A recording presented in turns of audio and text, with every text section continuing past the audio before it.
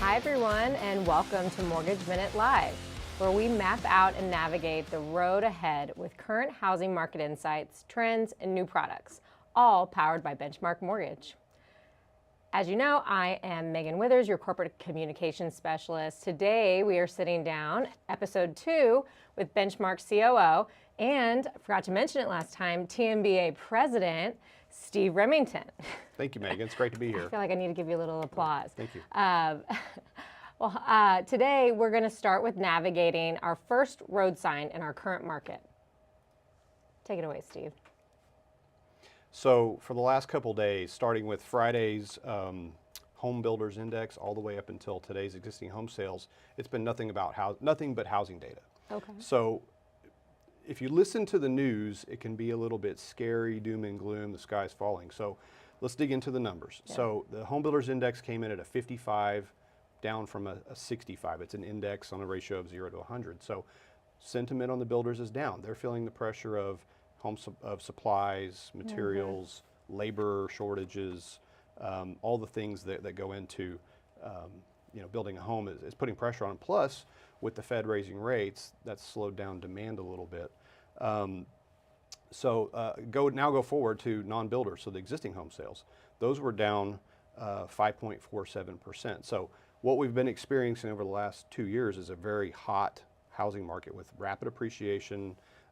It's a seller's market, able to get pretty much whatever price they want.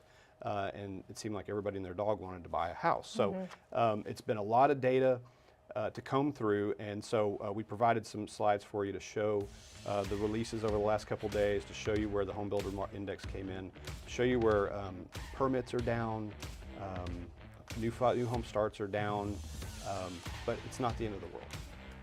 Well, that's good. Yeah. I don't want it to be the end of the world. Glad that we can navigate that. Thank you for going over topic number 1. For topic number 2, let's talk about the financial markets, because we just talked about housing markets. And let's talk about that data. Next week is a big Fed meeting on the 27th, I believe. And I also want to recap the CPI and how that came in hot. So tell us a little bit about that. So the pandemic and the Fed easing policy through the pandemic created this very hot market, a lot of economic stimulus, a lot of dollars sloshing around, which then now is causing this inflationary pressure. It's a big part of what's causing the inflationary pressure. So that June read that we got last week in July was hotter than expected. That's what's going to confirm that the Fed is going to continue to accelerate or tighten and raise the federal funds rate or tighten their policy. Inflation is their biggest thing that they're worried about right now because the jobs numbers are doing fine. So that's their two knobs they try to monitor. So the Fed meeting is next week. The FOMC meets every about 6 weeks. They start the meeting on Tuesday. They finish on Wednesday, the 27th at 1 p.m. Central Time. They're expected to raise rates by 75 basis points. It's the Fed funds rate. And the next slide will tell you, here's the prediction of where Fed funds is now. Here's where it is expected to be at 2.25 to 2.5 is the range. It's a range of about a quarter. We also show the Fed funds futures, which is essentially the futures contracts that you can trade in the market. It's showing approximately about an 80 basis point probability that the market and the analysts think we're going to see. That's what everybody's been talking about. That's what everybody's been expecting. So if everything flows as expected, we really don't expect a big jolt to the mortgage market. Over the last couple of weeks, things have been kind of steady ever since we had that really volatile week in the middle of June. Good to know. Thank you for going over that. I appreciate you walking us through both the markets. And just turning, and if you are just tuning into us, how we want to do this is have Steve cover topic 1 and 2, but then we want him to recap. And that recap will be Steve's keys. So tell us a little bit about what you just said, but shrink it down. So in those 2 points, the first one we talked about housing market, the next we talked about the Fed and rates. Essentially, they're related. Yep. The move the Fed has been making is cooling off the housing market. It's not sinking it, it's just cooling off the overheated market. So you're starting to see a little bit of cooling off. You're seeing sellers bring down their expectations of price.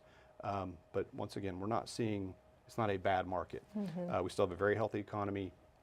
Home values are very, very stable. In fact, we actually have an article available that we found in the last couple of days on CNBC. There's a link that you can find. And it basically talks about 10 of the states in America that are the most stable. So even though we're going to see some cooling off and see prices correct a little bit, and a lot of these are the Sun Belt states. There's a lot of people in these states. This is your Texas, your South Carolina, your Tennessee, your Arizona, where we don't expect a lot of turmoil as effective from the cooling off.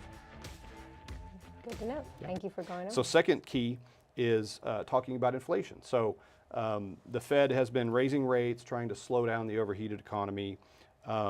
Oil and gas prices are starting to come down. A lot of people are seeing that out on the street, seeing that relief at the parades pump. In the so you have a couple of factors there. There really isn't more supply. You can't pull it out of the ground any faster. But we are seeing a little bit less demand. So as the Fed has tightened the economy down, ratcheted things down a little bit, they've slowed the demand a little bit. So that's going to bring prices down as demand wanes. So we're seeing that across the commodity complex. We're seeing that in some of the foods, some of the commodities like wheat and corn and some of the foodstuffs and animals.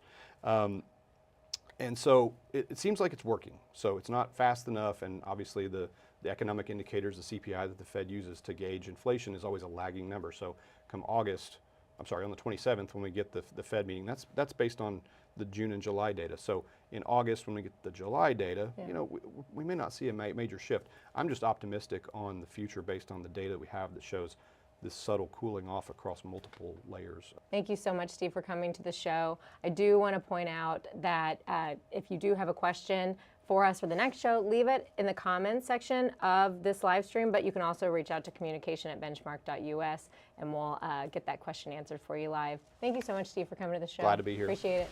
Thanks, everybody, for tuning in.